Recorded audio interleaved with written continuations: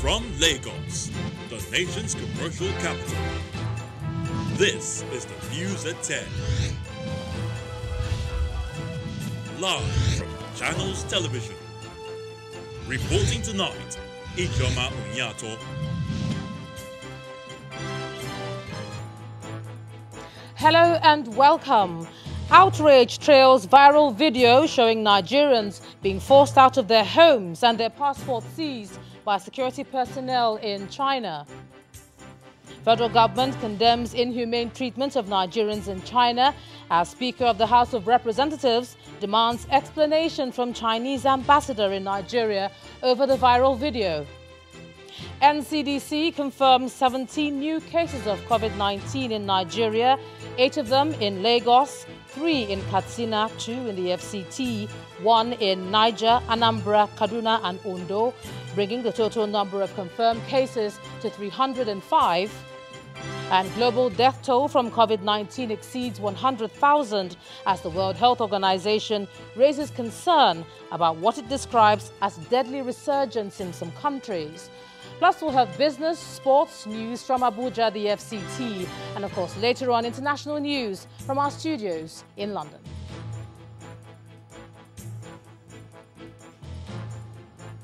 On Business News tonight, global ratings agency Fitch downgrades Lagos State credit rating to B with negative outlook.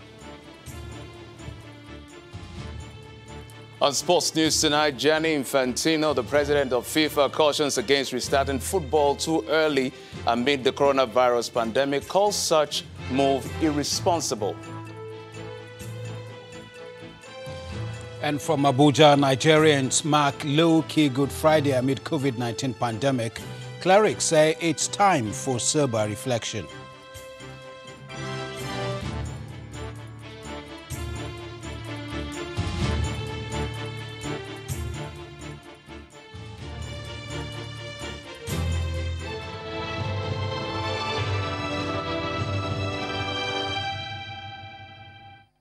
There's been an outcry over the inhumane treatment being meted out to Nigerians living in China by the Chinese authorities.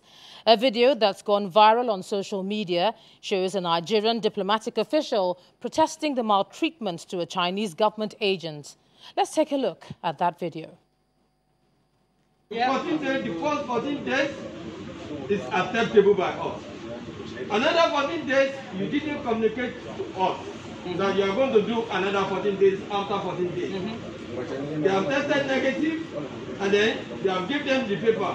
Why are they giving them another 14 days? That is one. 2, all the police, the documents, this passport belongs to the federal government of Nigeria.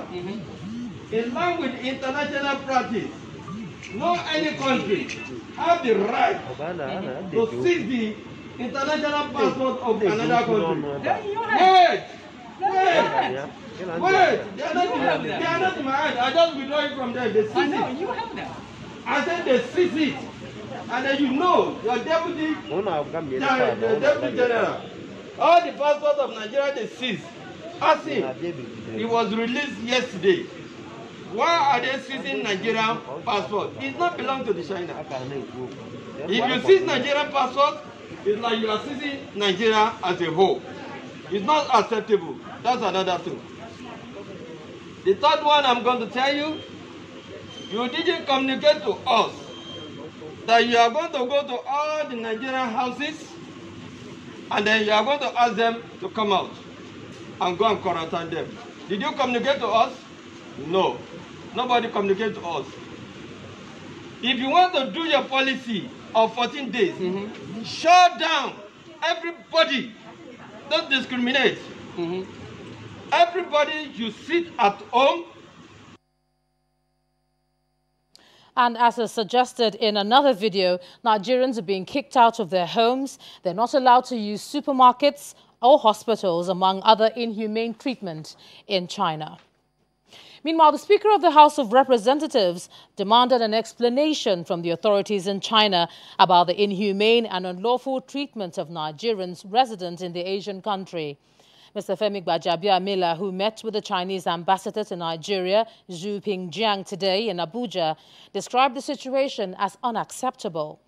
The speaker confronted the ambassador with a protest video of the incident where a Nigerian was seen challenging Chinese officials over the maltreatment meted out to Nigerians in China. Mr. Gbajabiamila said media reports from Beijing that had gone viral showed Nigerians being forced out of their homes and hotels, rounded up, and their passports seized by the Chinese police. The viral videos also show that some Nigerians were being forced into another 14-day quarantine after the initial 14 days they spent for the same purpose over the COVID-19 pandemic in China. The speaker is quoted to have said to the Chinese ambassador, "If the diplomatic relationships between our two countries are for the mutual benefit of our citizens, then there must be respect for our citizens and we should not compromise it. As a government, we will not allow the Chinese or other nationals to be maltreated, just as we will not allow Nigerians to be maltreated in other countries." Ambassador Ping Zhang, in his response, said although he had not been officially informed about the details of the incident, he would take it up with the home government. The speaker adds that the House expects feedback from the ambassador by Tuesday next week at the latest. In the meantime, the federal government has also conveyed its concerns over the maltreatment of Nigerians in China to the Asian nations' authorities. During a meeting or a media briefing in Abuja, the Secretary to the Government of the Federation, Mr. Boss Mustafa, explained that the Chinese ambassador has been informed about Nigeria's position.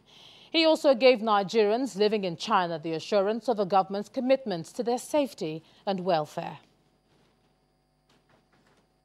We met with the Chinese ambassador yesterday to convey to him our concern about what information is coming out. I saw some of the the clips that are being run on social media. But I must commend the efforts of our officers there, our diplomatic officers in China, because in one of the videos I saw was one of our officers holding Nigerian passports, and he was confronting the Chinese official and asking him whether he had the right to do what he was doing.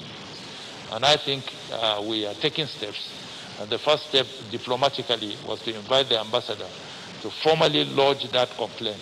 And I believe that we will receive positive response to that. But I can assure you that it is the responsibility of the Nigerian government to protect our citizens wherever they are on the face of the earth. And we will not renege on that responsibility. We will do everything to assure them and secure their protection, and to such a time that if they desire to return home, we would also work towards facilitating that for them to come back home. The total number of confirmed COVID-19 cases in Nigeria has risen to 305 after the Nigeria Center for Disease Control today announced 17 new cases in the country. Of the new cases, 8 are in Lagos, 3 in Katsina State, 2 in the FCT, 1 each in Niger, Kaduna, Anambra and Ondo. This brings the total number of states affected in the country to 18, as well as the Federal Capital Territory. A breakdown of the cases in each of the states shows that Lagos now has 163 cases, the FCT Abuja 56, Osun with 20, Edo State has 12 cases, Oyo 11 cases, 7 in Ogun State, Bauchi and Kaduna have 6 cases each, Akwa Ibom 5, Katsina State has 4, while Enugu, Ekiti, Kwara, Rivers, Ondo and Delta each have 2 cases, with Benue, Niger and Anambra recording 1 case each. 58 persons have been discharged and 7 deaths recorded. Now, the Presidential Task Force on COVID-19 today met with President Muhammadu Buhari to provide him with facts on the ground and options that may guide what future actions they may take. Specifically, the decision to extend the current lockdown in some states may be based on the advice of the task force headed by the Secretary to the Government of the Federation, Boss Mustafa. During the closed-door meeting, President Muhammadu Buhari praised the work of the task force while appealing for more patience and understanding from Nigerians. Well, the Presidential Task Force on COVID-19 is also appealing to state governments to work closely with the federal government to stop the spread of the virus. The task force made the appeal at its daily news conference in Abuja to update citizens about the government's efforts to control the virus. The national coordinator of the task force asked state governors who are already relaxing the lockdown to have a rethink.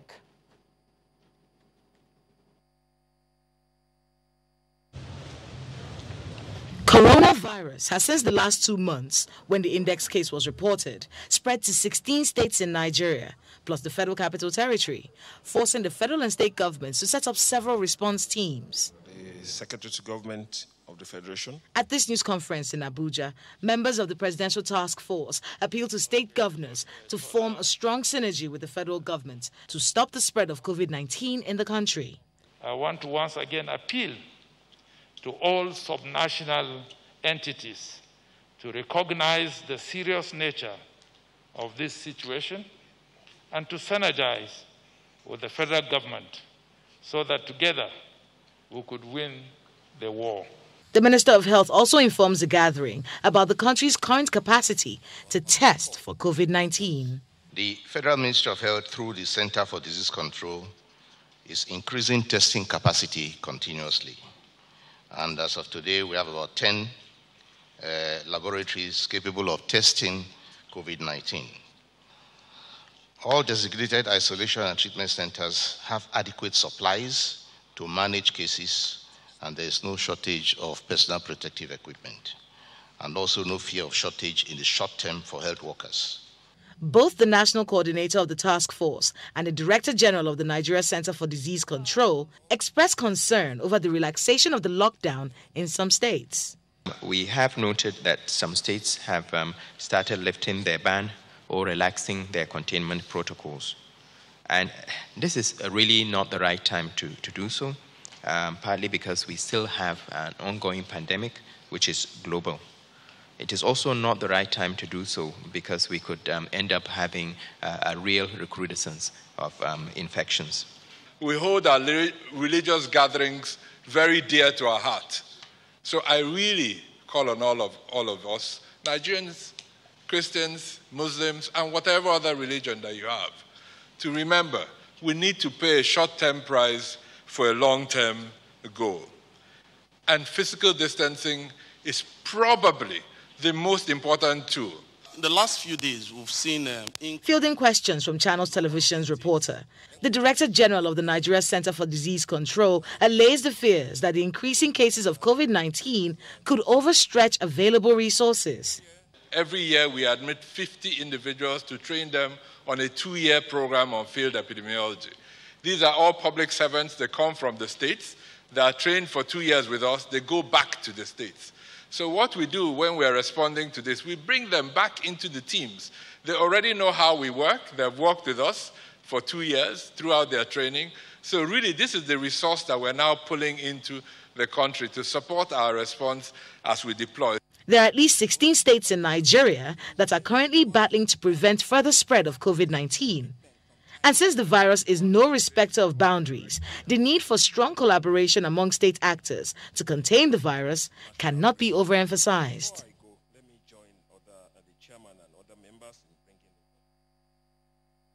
The Katsina state government has reported 3 new cases of COVID-19 after 23 samples were sent to the Nigeria Center for Disease Control for testing. Governor Aminu Mazari told journalists during a press briefing that the test results of the wife and 2 children of the medical doctor from Daura who died recently of COVID-19 all came back positive. As a result, Governor Mazari has announced a total lockdown of Daura local government area from 7 a.m. on Saturday, April the 10th, in order to contain the spread of the virus. In part 2, after the break, we have more on the impact of COVID-19 on Nigeria's economy this time. And we have a former Deputy Governor of the Central Bank, Dr. Tunde Lemo, to examine this. That's up in a moment. Do join us again.